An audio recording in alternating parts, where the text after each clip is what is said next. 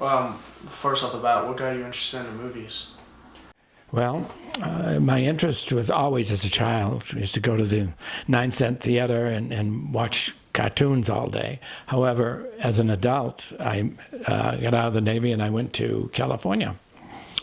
And that was in 1962. And I rented an apartment behind Grauman's Theater. And so I would walk in the evenings to get some exercise down Hollywood Boulevard. And I would see all these movie stars at that time. They would be walking on the boulevard, such as Percy Kilbride. He was one of them. And you never knew who you were going to run into. And at that time, it was the end of the big studio system. Yeah. And I got to see the large premieres with the Clegg lights on Hollywood Boulevard before that all ended. It was amazing because a lot of the stars at that period would attend them. So I got to see some silent stars and the stars from the 30s and 40s attending these premieres. And I could go down the list of all A-stars that I've seen at that period. And then a couple of years later, the studio system, collapsed, and actors were independent. And a lot of the studios were selling out to real estate people to build warehouses, et cetera, on the property. And so I had a chance to go to the Hal Roach studio and walk down the streets that they filmed the old Laurel and Hardy movies. Yeah. And it was really quite interesting because it was larger than I thought. Okay. The studio. And then MGM sold off their property, and they had big auctions. And you would go there, and these giant sound stages, and they had the costumes from all these movies, yes, from the 30s and 40s and 50s. And they had wall-to-wall mirrors on the walls and all the costumes. So you could take a costume and you could go and put it on and look in the mirror and see if you look good for Halloween. Am I talking with my hands too much? No, I was just checking. Okay. All right. So anyhow, I got to see all that, and today it's not like it was in the 60s. It's altogether different. Yeah. But my interest started in silent film because when I was living in Hollywood, a neighbor down the street, an elderly lady, was a big silent star in her day, and her name was May Mary. May Mary was the gal known as the girl with the bee-stung lips. And she made a lot of silent films, and she was big. She was a big star. She was so big that when she would film a movie on set, that she would demand that they would have basket loads of gardenias spread all over the place so she could have the fragrance and get in the mood. Yeah, this is what she told me. Yeah, she loved gardenias. And so they would have to do that because she was a big star. She was, actually, she was married to a prince. And she had Rudolph Valentino, best man at her wedding. Oh, okay. Yeah, so May was a character. She was. There's a book written about her. It's called The Self-Enchanted, and she really was. Yeah. She was almost like a Gloria Swanson in the movie with William Holden. I can't remember the name of it at the moment, but Sunset Boulevard. And so that's how I got interested in it. Okay. So She's. I got one more. I got tons of questions. Sure. So I remember I talked to you and you were talking about the red rose in Citizen Kane. Yes. So I was gonna say, what's your favorite story in all Hollywood history? That like something like someone wouldn't know about. Like for example, the red rose. Yeah, but you really want to show this in school? No, not that one. But like the other favorite one. About Citizen Kane? Yeah. Anything else that I know that a lot of people don't know about? William Randolph Hearst, had the Hearst Castle. And he would invite all the movie stars up by train at that time. And then they would go in a caravan and go climb up to San Simeon. And Charlie Chaplin had a friendship with Marion Davies at San Simeon. I believe they were intimate, and they were not allowed to bring alcohol. He never wanted that out. However, they would sneak it in, and so they had their, in the guest house, they had their liquor. And another thing that nobody, while they were up there, they could never talk about death in front of him. Oh. That was a phobia of his. Oh, wow. Yeah. What's your favorite movie? I know there's a lot. Yes, there are a lot of them.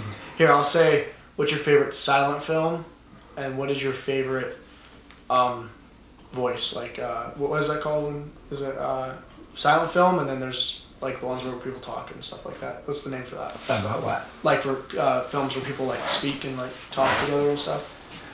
It's just a spoken film. Yeah, spoken film. Yes. Yeah. Sound. All right. So, what is your favorite silent film, and what is your favorite spoken film?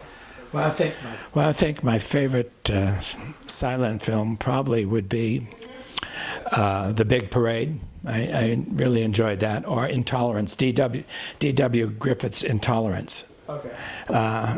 This is. He was very innovative, and he created a lot of the things that we use today, like close-ups and moving the camera with the people. So I think that would be one of them. What is your? This is more of a personal question. What's the proudest moment in your life? Proudest moment in my life? I'm sure there's lots. No, yeah, there is a lot of them. I think the proudest moment in my life was, oh boy, I got a lot of them. Probably when I get out of the Navy, when I graduated, and medical school there. Yeah. That was really a delight, and I really enjoyed it. Mm-hmm. And that was one of them. And I think the other proudest moment of my life is probably travel, when I've traveled the world. Yeah, everywhere. Haven't left too many stones unturned. Okay, yeah. Yeah. You said that this was your favorite book. This is one of my favorite books, yes. Yeah. The Day the Laughter. The Day the Laughter Stopped. So I was eyeballing this over here. What's that? These war medals. Oh, yes. This is the Blue Max. And this right here is an official's badge for the 1930, I think 34 Olympics. That's the one that Jesse Owens won everything in. And that up there is the Legion of Honor. That's quite old. And this is one of the highest military awards that the United States will give you, next to the what is the name of it? Medal of Honor? Yeah, Medal of Honor, thank you. And these were my father's. And this is just war trophies here. And this is a Derringer, it actually fires. It's a 7-shot. I went to one Oscar presentation. That was when they held it in Santa Monica. And you went to the Academy Awards? Yeah. I have friends in the industry, so I went as a guest. I sat up in the back, but I got to see it. That's awesome. I got to see Well, do you know what year it was? I have pictures of it somewhere. It was probably in the 60s. Wow. Yeah. That's awesome. Yeah. The winner in the Best Motion Picture in Comedy is Ethan. Ethan, please come up and get your award. Thank you. Speech. Well, first I'd like to thank my mother and father for teaching me how to do everything, and Uncle Joe giving me the books and movie knowledge I needed to obtain this amazing award. You can tell it says my name right here. And all my other info. Not my cell phone number, though. Don't want that getting out to the public. But yeah, I would just thank you, everyone, and I'll say all the other things. Love God, love the Academy. Well, you know, Ethan, that's a sign of things to come for you. Thank you. Yes. Thank you. Yeah. But when you're nominated, you have to invite me. Oh, yeah. Oh, totally, yeah. Definitely will. Anyway, music's playing. Gotta go. See you later. If you want it, you can have it. I don't, Oh, no. no, take Definitely- it. Put it definitely in your keep it. bookshelf. No, I can't. I can't take your Oscar. Yeah, you can. You can take my Oscar. You can have it if you'd like it. Don't you like I it? can't. If I take your Oscar, then I'm gonna have to give you an Oscar if I win an Oscar. That's right. No, you can have it. It's an investment. Because I'm going to be liquidating some of this stuff. Take it. Are you sure? Yeah. Oh my god. Yeah, enjoy it. This Put thing in- is priceless to me. This will be more Have your name put in it. If I ever win an Oscar, which is very rare, this will be more priceless than that Yeah. to me. You can have your name. Oh yeah, on that side. I'll print my name right here, Ethan Morgani, right there. There you go. I love this. It's heavy though. Feel it, Brennan. Oh, wow. And when you have Oscar parties Feels at home, real. you have your friends over to watch the Oscars, Uh-huh. have that out. Yeah. Yeah, it does.